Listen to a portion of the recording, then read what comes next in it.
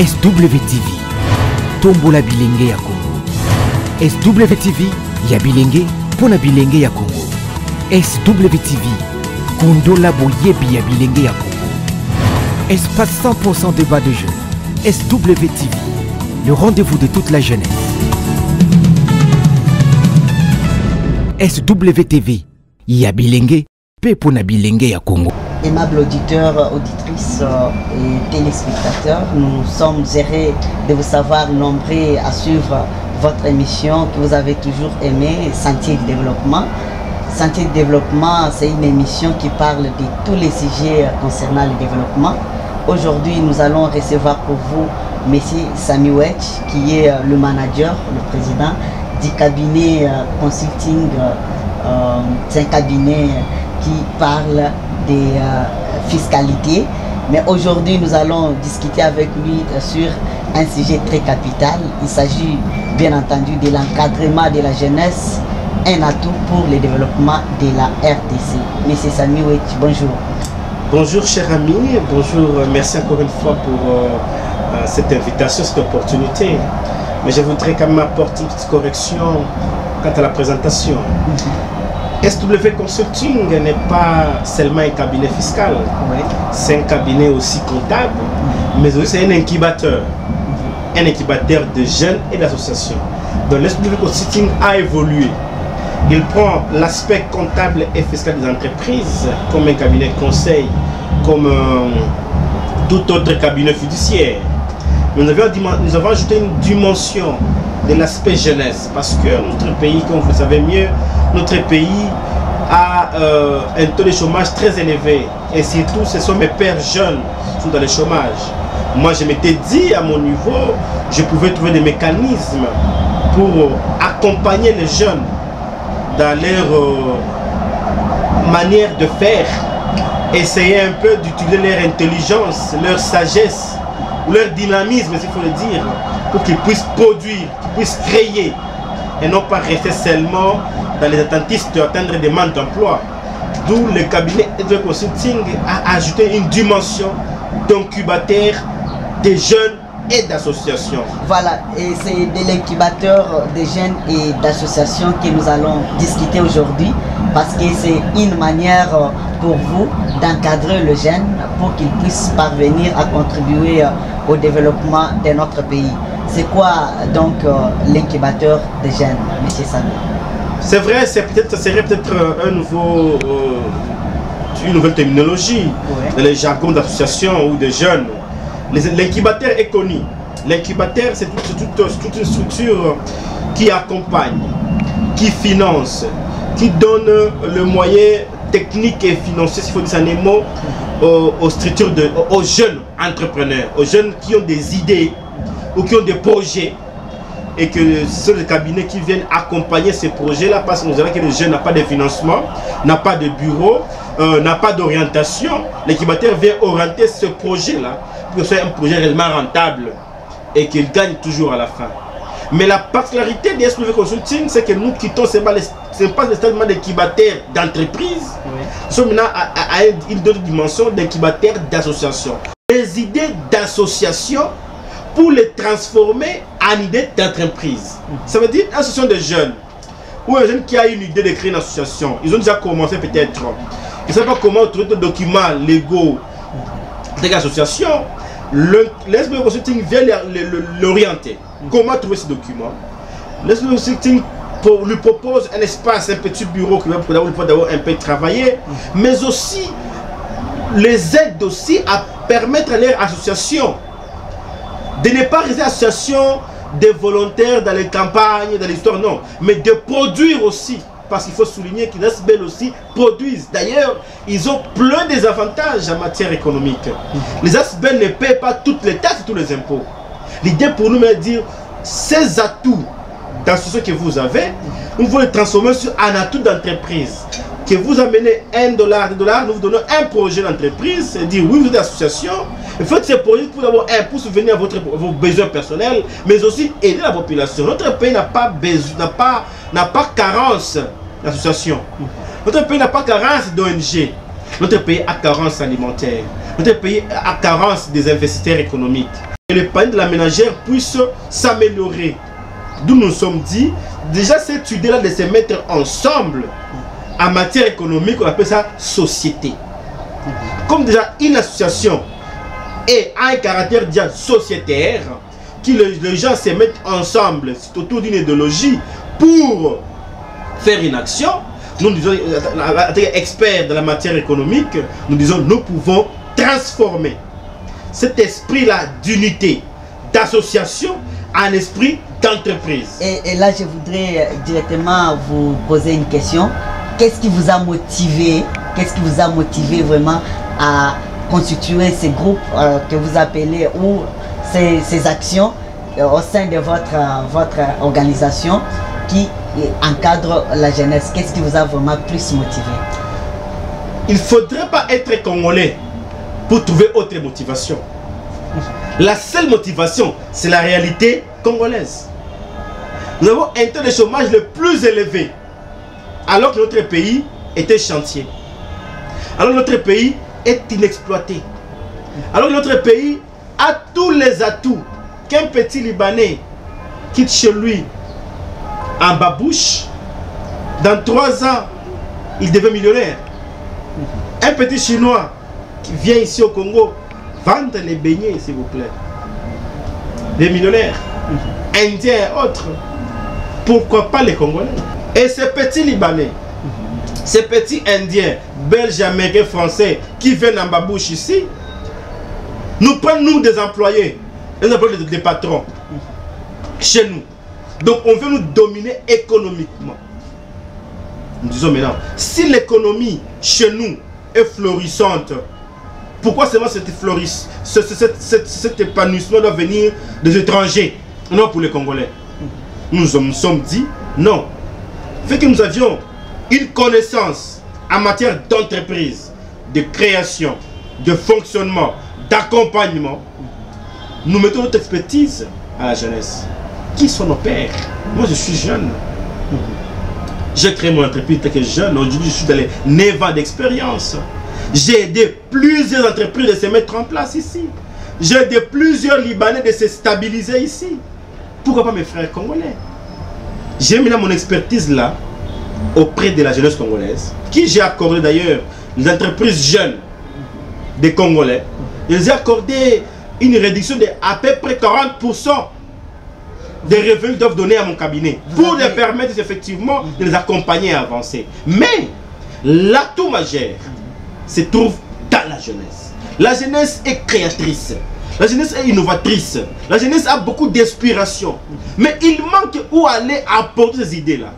Moi, je m'étais dit, je transforme mon cabinet, qui était uniquement comptable et fiscal, une fiduciaire, à un incubateur aussi, pour permettre maintenant à ces jeunes qui ont des idées, qui ont du dynamisme, qui ont du courage, de venir vers moi.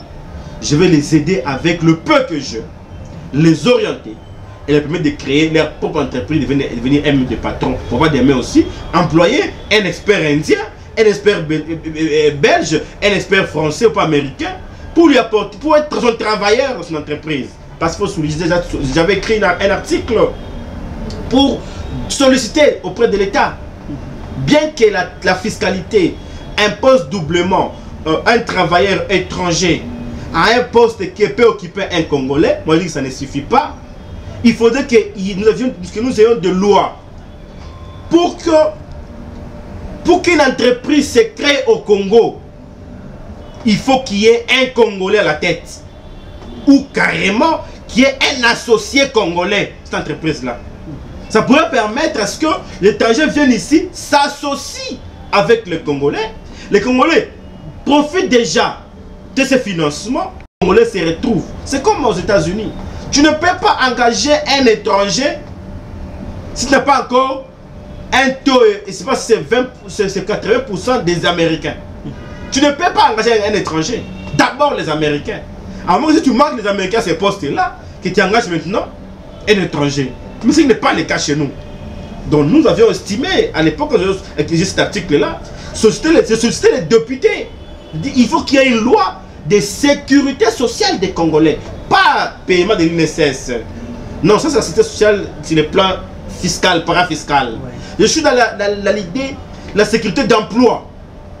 Comment sécuriser les emplois au niveau de la RDC? C'est apporter une loi qui oblige qu'un étranger ne peut pas engager. Je crois que ça peut exister à l'époque de Mobutu, mais qui n'est pas applicable, qui n'est pas serré aujourd'hui. Mais qui est quand même cette loi contraignante qui exige à un étranger de ne pas employer un étranger hôte dans une entreprise sans qu'il y ait un Congolais. Mais sur les trolleux disait même qu'il n'y ait pas une entreprise ici au Congo sans qu'il y ait un associé congolais. C'est pour effectivement protéger l'emploi national au détriment de l'emploi étranger. Et si je comprends bien, votre souci est de susciter dans la jeunesse l'esprit de se prendre en charge. L'esprit d'entreprise. Voilà. Parce qu'aujourd'hui, nul n'ignore qu'il n'y a aucun pays dans le monde qui a créé, ou l'État a créé plus de 50% d'emplois pour sa population. Alors aujourd'hui, ici chez nous, tous les jeunes attendent, la plupart bien sûr, ils attendent que l'État puisse créer des emplois pour eux. Je ne sais pas si c'est vous encouragez cela. Non, malheureusement pas, c'est pas ça la réalité. La réalité c'est que même un jeune qui attend cet emploi-là, bien sûr, ça c'est la minorité d'ailleurs, non pas. Parce que notre étude du cabinet il y a cela 4 ans, ouais. Nous avions constaté que la majorité des diplômés congolais ont des projets. Essayez un peu de tourner chaque année dans les universités. Lisez les TFC et mémoire des jeunes. Ce sont des projets. Ce sont des projets, mon cher. Et donc, on ne peut pas chercher un projet ailleurs. La réalité, c'est que dans les défenses de mémoire ou d'avoir des cycles, les bailleurs devraient venir assister. Ouais. Un meilleur projet. On ne dit pas sa mémoire. C'est des jeunes qui s'inspirent pour créer ça, pour écrire un projet. Les parents des fois viennent suivre un tout petit peu ce que ces jeunes-là proposent. Ça allait être d'ailleurs une manière d'inciter même tous les étudiants ou tous les Congolais d'étudier, parce que lorsqu'ils défendent son mémoire, ils font son TFC, il y a directement des gens qui prennent ces projets-là et les transforment en entreprise. Allez à l'ISTA, tu verras des génies qui ont défendu de grands projets. Mais après, il crée une cabine publique. Parce que son projet-là n'a pas eu quelqu'un qui devait venir lui donner les moyens. Il n'y a pas eu un incubateur, effectivement, pour l'orienter et le financer. Je voudrais profiter pour vous dire ceci. La plupart pensent qu'il n'y a pas une politique d'encouragement des jeunes ou de la population qui veulent entreprendre au niveau de notre pays. Et à votre niveau, quand vous les encadrez et qu'après tout, ils ne trouvent pas là où aller ou là où leurs projets peuvent être appuyés, vous ne voyez pas qu'il y a vraiment les chevauchements? Non, moi à mon niveau, je fais la part d'un bienfaiteur, ouais. La part d'un amoureux de la jeunesse, la part d'un patriote. Ce que je peux apporter à mon pays et à ma génération. Ma génération n'est pas bradée. Nous sommes capables de faire. Je fais à mon niveau, je les accompagne et aider à créer une entreprise. Et le modèle mécanique, comment va orienter son entreprise? Mais je parle ici, mais c'est des plans nationaux. L'État devrait sécuriser les emplois de jeunes.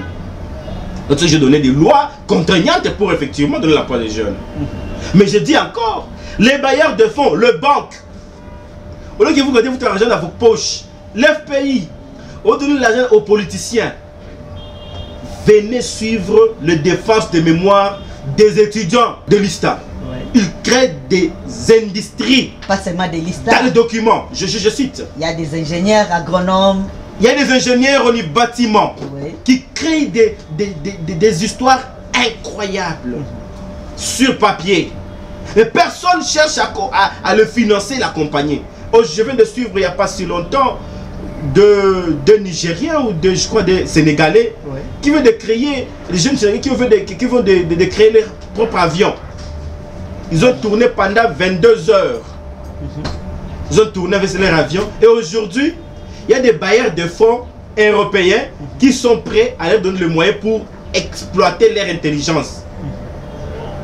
Au Congo maintenant, c'est chaque année que les jeunes défendent ce genre de thèse, ce genre de mémoire, ce genre de TFC, en création de petites industries de transformation, en création à une innovation.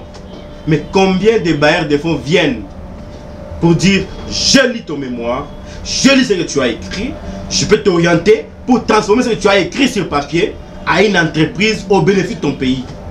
S'il n'y a pas d'expatriés, les étrangers qui pensent à ça, nos banques congolaises ici, l'État congolais, est-ce qu'il n'y a pas une politique très facile à faire? Nous trouvons les meilleurs défenseurs, les meilleurs TFC, le meilleur mémoire. Nous les finançons. Ça incite d'autres étudiants à bien préparer. D'abord, c'est un thème de gain de préparation des jeunes. Deux, ça crée des entreprises qui créera aussi de l'emploi, direct comme indirect. Et donc, s'il y a des possibilités de rendre ce pays un paradis avec ses enfants, il suffit juste de simple volonté. Aujourd'hui, un ministre des PME qui cherche les entrepreneurs, c'est honteux dans un pays comme la RDC. Ils sont nombreux et partout. Mais ils ne sont pas identifiés. Ils ne sont pas encadrés, ils ne sont pas accompagnés, mais ils sont identifiés. Raison pour laquelle vous avez créé cet incubateur qui doit, n'est-ce pas, encadrer la jeunesse pour qu'ils puissent vraiment explorer leur intelligence et aller de l'avant. Notre incubateur a comme objectif principal de muser ou de profiter du courage, d'innovation des associations de jeunes et des jeunes eux-mêmes créateurs des idées, les transformer en entreprise. C'est ça notre projet principal. Tu es une association avec 300 membres. Vous êtes là que pour les campagnes, pour accompagner les députés, nous allons venir. Votre aspect pour les députés, ça, on les garde tel que vous avez. Mais avec 300 membres, on peut créer une entreprise agricole. Les membres là en masse, on peut aller chaque week-end au Bateke. Nous cultivons nos terres. Nous cultivons, nous allons récolter nos biens. Les vendre en cantine populaire dans nos avenirs, dans nos quartiers. Nous aurons de l'argent. Voilà. C'est possible. C'est possible, M. Samy. Qu'est-ce que vous avez toujours fait avec les groupes de jeunes ou les associations de jeunes après les avoir encadrés? Qu'est-ce que vous faites après? Je vais vous donner l'exemple de jeunes que j'ai commencé avec il y a de cela 2 ans pratiquement et qui œuvrent aujourd'hui. La chaîne qui nous prend maintenant même en image, SW, Congo Bilingue, SW TV. C'est un jeune journaliste venant de l'IFASIC. Madame la DG, c'est une jeune dame de moins de 25 ans, je crois. Janely Mavungu. Moins de 25 ans, je crois. Elle vient de l'université. Avec tout son courage, elle a une association qu'elle appelle Volontariat féminin pour l'éducation sexuelle des jeunes filles et adolescentes. Elle a des membres, des journalistes, des communicologues pour éduquer ces jeunes enfants. Moi, j'ai dit, écoutez, c'est une très bonne idée. D'abord, je vous accompagne comme association. Je leur dis, écoutez, à part association, vous travaillez où? On n'a pas du boulot. Ça n'a pas de sens. Vous pouvez créer. Elle a une idée, je peux créer une chaîne en ligne. Elle a créé SWTV. Bilingue à Congo.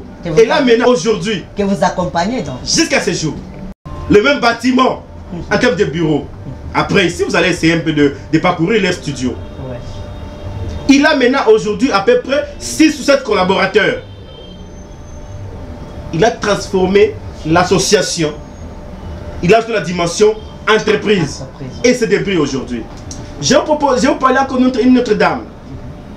Une dame qui a fait les sciences sociales, je crois.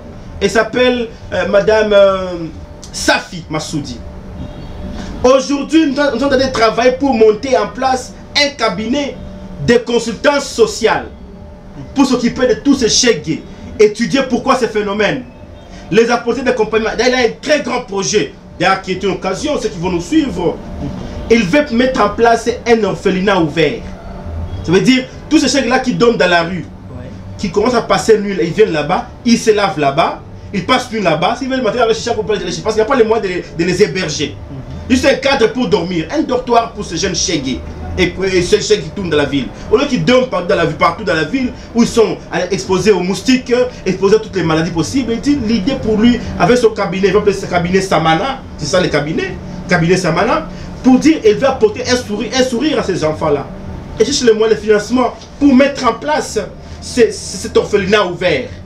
Les chèques peuvent aller chez leurs petits corps là. Le soir, ils viennent, ils dorment, ils se lavent là-bas. Et ils passent nuit là-bas. Le matin, ils recourent avec leurs affaires. Je pense que vous allez aussi ajouter l'aspect encadrement de ces jeunes-là. Effectivement, l'association s'appelle Réseau des femmes pour l'intégration et l'accompagnement des jeunes. Nous avions compris sa vision. Nous disons, madame, c'est une très bonne idée.